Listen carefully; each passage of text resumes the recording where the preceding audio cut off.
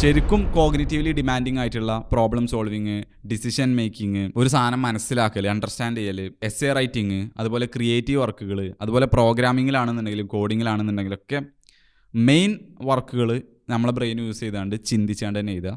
അതിൽ ഓരോ സംഭവങ്ങൾ ഒരു ChatGPT എന്ത് ചെയ്യുക, ഒരു അസിസ്റ്റൻ്റ് ആയിക്കൊണ്ട് യൂസ് ചെയ്യുക. നമ്മൾ സ്റ്റക്ക് ആകുമ്പോൾ ആ സ്ഥലം ഒന്ന് സോൾവ് ചെയ്യാൻ ഇങ്ങനത്തെ സ്ഥലത്തൊക്കെ ChatGPT യൂസ് ചെയ്യുക, കംപ്ലീറ്റ്ലി അതിമ റിലേ ചെയ്യാതെ. ഇനി അത് എങ്ങനെ യൂസ് ചെയ്യാൻ നിങ്ങൾക്ക് മനസ്സിലായില്ല എന്നുണ്ടെങ്കിൽ ഞാൻ ഒരു എക്സാമ്പിൾ പറഞ്ഞുതരാം. ഇപ്പോൾ ഞാനൊരു ഇ-ബുക്ക് എഴുതുകയാണെന്ന് വിചാരിക്കാം, കൺസിസ്റ്റൻസി എന്ന് പറഞ്ഞ ടോപ്പിക്കുമ്പോൾ.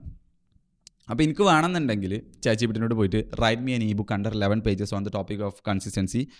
You should research on all the top performing videos and researches that are on Google and make me A very simple and professional ebook എന്നൊക്കെ പറഞ്ഞു കഴിഞ്ഞാൽ 15 പേജിൻ്റെ ഉള്ളിലുള്ള ഒരു ഇ-ബുക്ക് ChatGPT തന്നെ എഴുതി തരും. പക്ഷേ അങ്ങനെ എഴുതിയിട്ട് കാര്യമില്ല, അവിടെ നമ്മൾ ഇതൊന്നും യൂസ് ചെയ്തിട്ടില്ല, മനസ്സിലായോ? പക്ഷേ അതിന് പകരം നമ്മൾ എന്ത് ചെയ്തു, ഓരോ ചാപ്റ്റർ വൈസ് നമ്മളിങ്ങനെ ഇ-ബുക്കുകൾ എഴുതി. എന്നിട്ട് ഇതിൽ എന്തൊക്കെ തെറ്റുകൾ ഉള്ളത് എന്നുള്ളത് നമ്മൾ ആയി വെച്ചാണ്ട് ChatGPT ഇട്ടാണ് നമ്മൾ ഗ്രാമറൊക്കെ ഒന്ന് കറക്റ്റാക്കി, ഒന്ന് ഫ്രെയിം വർക്കൊക്കെ ഒന്ന് റെഡിയാക്കി, ഹെഡ്ലൈനും കാര്യങ്ങളൊക്കെ ഒന്ന് പോളിഷ് ചെയ്യാനുണ്ടെങ്കിൽ പോളിഷ് ചെയ്തു. ഇങ്ങനെയൊക്കെ ചെയ്യണതിന് അത്ര ChatGPTൻ്റെ എന്താ പറയുക, ഓൾറെഡി നമ്മളെ ബ്രെയിൻ ഉപയോഗിച്ചാണ് നമ്മൾ ചെയ്യുന്നത്, നമ്മൾ അതിന് അത്ര റിലേ ചെയ്യണില്ല.